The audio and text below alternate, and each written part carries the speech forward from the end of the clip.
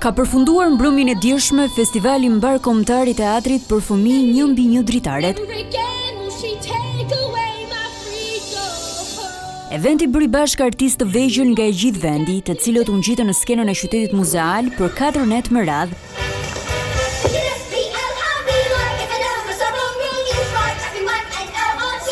Regjizori e teatrit të fëmijëve Migjeni të Shkodrës, Drane Xhaja, tha se fëmijët dëshmuan përkushtim, duke interpretuar pjesë teatrale jo të lehta.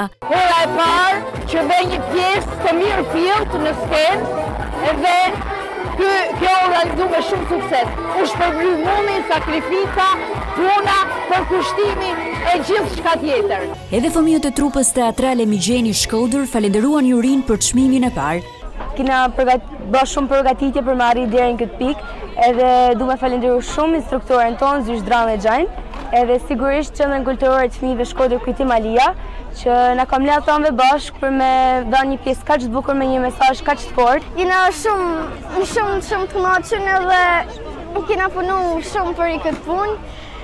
Edhe nëse ko kanë diçka që as unë me përshkru, ko kanë një emocion shumë i bukur. Në natën finale të festivalit, juria e përbërë nga aktorët Ndriçim Xhepa, Luiza Gjuvani, Yll Kamujo dhe Mimoza Marjanaku ndan edhe 2 çmime të tjera fituese, Elbasanin dhe Beratin.